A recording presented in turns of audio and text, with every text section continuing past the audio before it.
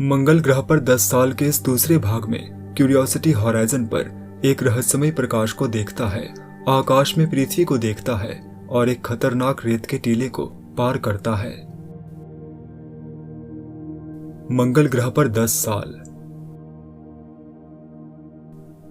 Curiosity अब गेल crater के केंद्रीय शिखर की ओर बढ़ रहा है।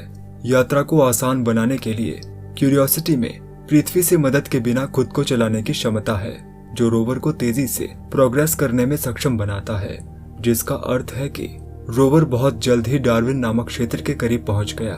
तस्वीर के निचले बाएं सेंटर में हल्की धारियां उन उभरी हुई चट्टानों की पोजीशन को चिन्हित करती हैं, जिसे वैज्ञानिक जांचना चाहते हैं। क्यूरियोसिटी अपनी नई पोजीशन से माउंट शार्प पर्वत के आधार को बनाने वाली लेयरिंग पर एक और नजर डालता है। ये क्षेत्र विशेष रूप से रोमांचक लगता है। इसे पारंप हिल्स नाम दिया गया है। टीम जल्द ही इस क्षेत्र को एक्सप्लोर करने की उम्मीद करती है। सोल 400। क्यूरियोसिटी अपने मार्स हैंड लेंस इमेजर या शॉट में कहूं माली के साथ उभरी हुई डार्विन चट्टानों की जांच करता है। यह 4 तस्वीरों से मिलकर बना मोज़ेक एक रिज को दिखाता है, एक मटेरियल से भरे अंतर्निहित बलुआ पत्थर में एक दरार का फॉर्मेशन, जो चट्टान की तुलना में बहुत धीरे धीरे नष्ट हो रहा है। इथाका नाम की इस चट्टान का अध्ययन करते समय रोवर के केम कैम लेजर को मंगल ग्रह की सतह पर 1 लाख बार दागा गया। ये तीर अलग अलग लेजर शॉट्स द्वारा छोड़े गए काले धब्बों की ओर इशारा करते हैं। एनालिसिस से पता चलता है कि इथाका मंगल ग्रह की एक टिपिकल ज्वालामुखी चट्टान है। जैसे जैसे क्यूरियोसिटी लगभग 5 किलोमीटर की ड्राइविंग तक पहुंचता है, मंगल ग्रह पर जीवन अपना असर दिखाना शुरू कर देता है। आगे मिशन में कंप्यूटर ग्लिचेस के बाद बिजली की हानि होती है, जो अस्थायी रूप से रोवर को जकड़ लेती है। टीम ने पता लगाया कि ये RTG क्यूरियोसिटी के न्यूक्लियर पावर सोर्स में मलफंक्शन था। साथ ही एक और गंभीर समस्या सामने आती है। सोल 469 पर रोवर के पहियों का नियमित स्कैन हैवी डैमेज को दिखाता है, जिसे वैज्ञानिकों ने एक्सपेक्ट नहीं किया था। Curiosity project manager Jim Erickson के अनुसार हमें हमेशा उम्मीद थी कि जैसे ही हम ड्राइव करेंगे पहियों में कुछ छेद हो जाएंगे। हम जो देख रहे हैं उसका परिमाण ही आश्चर्य की बात है। चिंता से भरी टीम ने क्यूरियोसिटी के पहले से प्लान रूट को मॉडिफाई किया और चिकने रेतीले इलाके पर ड्राइव करने की कोशिश की। इससे माउंट शार्प की ओर यात्रा लंबी हो गई, लेकिन उम्मीद है कि रोवर के लिए सुरक्षित होगी। इस नए रूट के हिस्से के रूप में क्यूरियोसिटी को हैरिक्सन नाम का लक्ष्य मिलता है, जिसमें हल्के रंग के लंबे क्रिस्टल हैं। इसमें एक खनिज मौजूद है जिसे फेल्ड्स्पार नाम से जाना जाता है।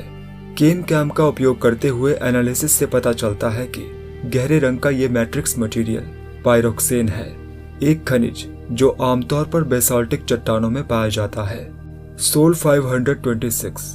क्यूरियोसिटी को एक और चुनौती का सामना करना पड़ता है। माउंट शार्प की ओर मॉडिफाइड रूट का अर्थ है इस रेत के टीलों को पार करना, जिसे डिंगो गैप के नाम से जाना जाता है। ये टीला इस इलाके को सुगम बनाने का रास्ता खोलेगा, जो रोवर के पस्त पहियों पर आसान होना चाहिए। लेकिन एक खतरा है कि रोवर परमानेंटली स्पिरिट की तरह फंस सकता है।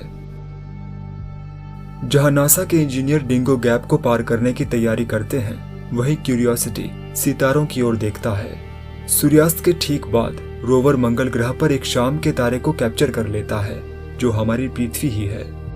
इस तस्वीर को ध्यान से देखिए, इसमें हमारा चांद भी दिखाई दे रहा है। सोल 535। क्यूरियोसिटी डिंगो गैप को पार करना शुरू करता है। जैसा कि रेयर हजार्ड अवॉइडेंस कैमरा से ये दृश्य दिखाता है। 6x6 ड्राइव के साथ थोड़ी ऑफ रोडिंग क्यूरियोसिटी इसे आसानी से पार कर लेता है। इस तस्वीर में क्यूरियोसिटी अपने ट्रैक को देख रहा है। नाप का अंदाजा लगाने के लिए इन दोनों समानांतर पटरियों के बीच की दूरी लगभग 9 फीट है। डिंगो गैप को पार करने के बाद क्यूरियोसिटी अच्छी प्रोग्रेस करता है और किम्बरली नाम के क्षेत्र के लिए लक्ष्य बनाता है।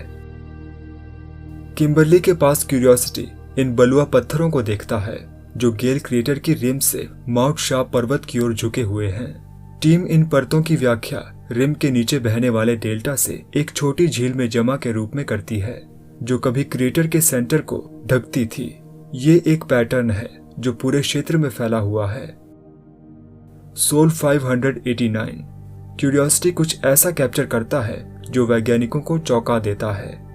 एक चमकदार रोशनी। ये चमकदार रोशनी वैज्ञानिकों के लिए अभी भी एक पहेली है। संभावित एक्सप्लेनेशन कैमरा पर एक कॉस्मिक रे हिट कर रही हो सकती है, या ऐसा हो सकता है कि सूरज की रोशनी से एक चट्टान चमक रही हो।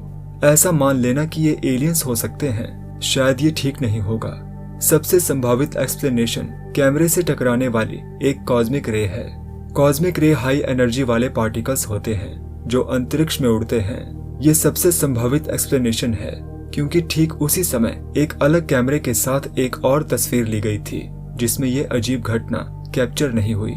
यहाँ तक कि अंतरिक्ष में काम करने वाले अंतरिक्ष यात्रियों ने भी अपनी आंखों से प्रकाश की अजीब चमक देखने की सूचना दी है, जिन्हें कॉस्मिक रे हिट माना जाता है। जब एक कॉस्मिक रे रेटिना से होकर गुजरती है तो ये आंख की रॉड्स और कोन्स में चमक पैदा करती है और आंख प्रकाश की एक चमक को महसूस करती है जो वास्तव में वहां नहीं है। सौभाग्य से यहाँ हम पृथ्वी पर अपने मैग्नेटोस्फीयर द्वारा कॉस्मिक किरणों से सुरक्षित हैं। हालांकि मंगल की मैग्नेटिक फील्ड बहुत कमजोर है।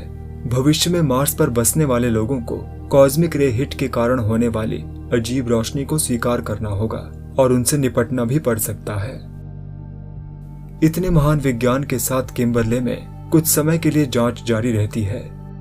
सोल 590 पर ली गई ये तस्वीर प्राचीन तलछट से माउंट शार्प के आधार की ओर उसी निर्माण को दिखाती है जो तस्वीर के बाईं ओर पहाड़ के साथ है। साथ ही बीच मैदान में एक छोटी सी पहाड़ी भी देखी जा सकती है। चट्टान की अलग अलग परतें इतनी साफ हैं कि टीम ने इस साइट को माउंट रिमार्केबल कहा है। सोल 597 पर नासा का मार्स रिकॉन्नेसेंस ऑर्बिटर ऊपर उड़ रहा है और किम्बरली साइट के पास क्यूरियोसिटी को कैप्चर कर लेता है। क्या आप इस तस्वीर में रोवर को ढूंढ सकते हैं? सोल 609 पर क्यूरियोसिटी एक चट्टान के करीब आता है जिसे वैज्ञानिकों ने विंडजाना नाम दिया है। ड्रिलिंग के लिए ये 2 फुट चौड़ी चट्टान एक आदर्श लक्ष्य लगती है, जैसा कि हम यहाँ पहले और बाद की तस्वीर में देख सकते हैं। लगभग 6 सेंटीमीटर के चट्टान के एक क्षेत्र को धूल हटाने वाले उपकरण का उपयोग करके साफ किया गया है और साथ ही रोवर ने लगभग 2 सेंटीमीटर की गहराई तक परीक्षण ड्रिलिंग की, जिसमें चट्टान में एक गोल आकार का छेद किया गया है। इस छेद के अंदर दिखाई देने वाले काले बिंदुओं की ये श्रृंखला क्यूरियोसिटी के केम कैम लेजर द्वारा बनाई गई है। इससे प्राप्त सैंपल्स की जांच बाद में क्यूरियोसिटी के ऑन बोर्ड साइंस इंस्ट्रूमेंट्स द्वारा की गई। रिजल्ट्स की एनालिसिस रिसर्चर्स द्वारा यहाँ पृथ्वी पर की गई और उन्होंने इस संभावना की ओर इशारा किया कि कभी इस क्षेत्र में पानी बहता था। किम्बरले के आसपास रोवर के काम से खुश होकर रिसर्चर्स ने क्यूरियोसिटी को एक सेल्फी लेने की कमांड दी। सोल 648 पर क्यूरियोसिटी सूर्य को देखता है और एक ऑब्जेक्ट को गुजरते हुए कैप्चर करने में कामयाब रहता है। ये ऑब्जेक्ट असल में मरकरी है और ये पहली बार है जब एक प्लेनेट के ट्रांजिट को पृथ्वी के अलावा किसी दूसरे प्लेनेट पर देखा गया, जैसा कि ये नक्शा दिखाता है। सोल 705 तक रोवर नीचे बाईं ओर पैरम्प हिल्स की ओर बढ़ रहा है। क्यूरियोसिटी के लिए यात्रा को आसान बनाने के लिए डिजाइन किया गया नया मार्ग रोवर को एक घाटी से ले जाएगा जिसे हिडन वैली नाम दिया गया है। हालांकि इस नए रूट पर भी समस्याएं कुछ कम नहीं है। घाटी में कुछ ही दूरी तय करने के बाद रोवर के पहिए जमीन पर फिसलते हुए प्रतीत होते हैं और टीम को चिंता होने लगती है कि कहीं रोवर फंस न जाए। मिशन प्लान करने वाले रिसर्चर्स डिसाइड करते हैं कि आगे बढ़ना बहुत जोखिम भरा है, इसलिए क्यूरियोसिटी को घाटी को छोड़ने और ज्यादा स्टेबल जमीन पर वापस जाने के लिए कमांड दी गई।